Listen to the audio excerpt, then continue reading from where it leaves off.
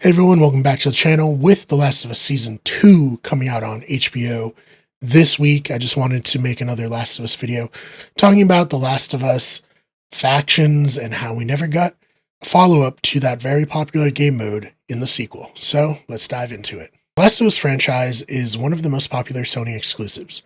The two games in the series tell a tale of survival, hope, and revenge. Personally, the first Last of Us game is what convinced me that games should be taken more seriously as a storytelling medium. It changed the video game industry forever, and despite how you may feel about the storytelling decisions of the second game, you can't deny the influence it's had. I mean, honestly, it feels like most of the PlayStation exclusives are third-person, story-driven games like God of War, Horizon, Ghost of Tsushima, which all fall into this category to some degree. But what is somewhat forgotten when talking about The Last of Us is its beloved multiplayer game mode, Factions. The Last of Us came out in 2013, which was the tail end of the time when every game had to include multiplayer modes. The best example of a game that had multiplayer that really didn't need to have multiplayer is probably BioShock 2. That was very much a story-driven experience, and the multiplayer, while fun and silly for a few rounds, ultimately was not something that was going to keep you playing the game forever. Though I will say, I remember playing Blacksite Area 51's multiplayer, and while it wasn't great, I was able to have some fun, so shout out to that game. I'm sure nobody really remembers it. There's a reason why these added-on multiplayer modes were never really able to reach the level of Call of Duty or Battlefield. They just weren't very good. The Last of Us Factions, however, was able to set itself apart from the other games that simply added multiplayer as an afterthought. And the reason it was able to do that was because it was good. I know, a radical concept, but one that Naughty Dog embraced. The game mode pits Fireflies versus Hunters or Survivors, as the groups face off in a variety of 4v4 game modes. What I think really elevates the multiplayer is the inclusion of gathering materials and crafting. Much like the main game, you will sink or swim depending on what you manage to craft to use against your enemies. There's also an overarching meta to the game mode. You select your faction, and each match is 1 day, and once you play 12 weeks worth of multiplayer, you're able to reselect your faction. The game mode remained popular until it was shut down in 2019 on the PS3, though if you have the remastered PS4 version, the game mode is still available, but you're probably going to have trouble finding too many people still playing.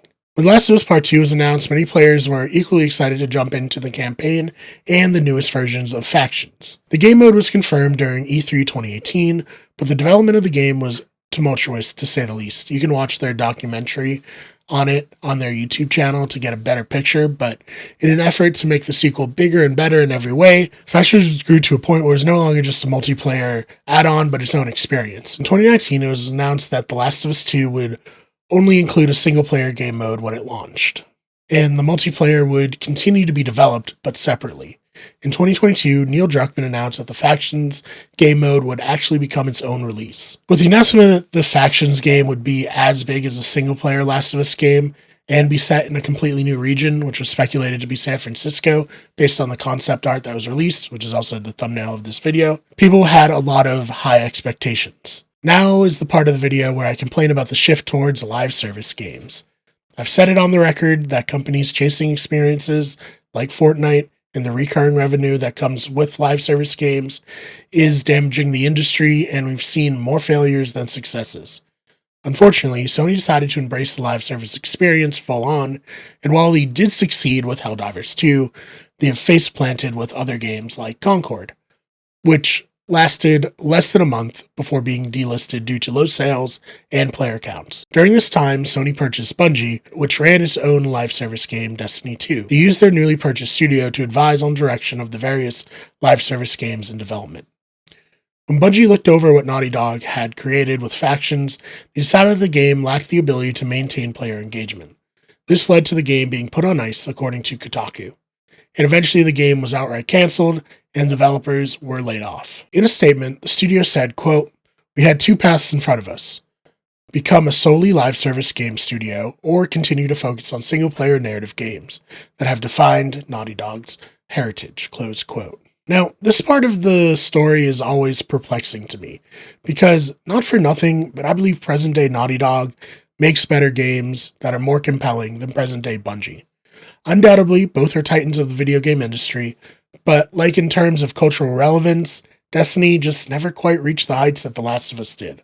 To me, this felt like Sony wanted to feel like they were getting their money's worth out of their $3.6 billion purchase of Bungie. So they put them to work in a role where they basically were able to call the shots when it came to other studios' live service games. If Bungie was so good at this aspect of the video game industry, why is their game's cultural relevance being propped up solely by the fact that Paul Tassi, a writer for Forbes, is a big fan of it? Also, why did Factions get cut but Conquered was able to be released? Anyone could have told you that a knockoff Overwatch with Guardian of the Galaxy style characters was going to fail. Hell, the actual Guardians of the Galaxy game didn't end up selling well. Plus, it was $40 at launch.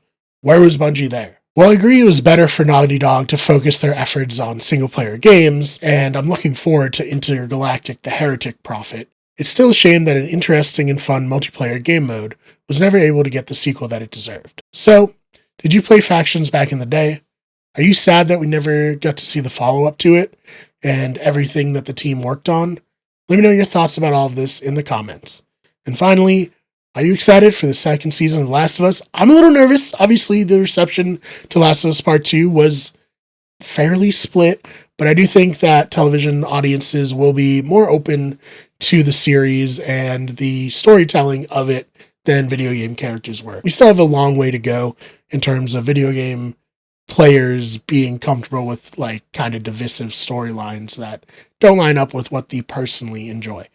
And if you're interested in that, I have another video, it should be appearing on screen now, where I kind of talked about how the show could handle everything like that better than the video game did. Thank you so much for checking out this video. If you liked it, please subscribe. We have videos like this coming out every single week. We also have Those Fake Nerds, which is a video game and pop culture news show channel, and Wicked Good Sports, which is a sports channel, and of course, our Better Radio channel, which is our podcasting channel. We will see you in the next one.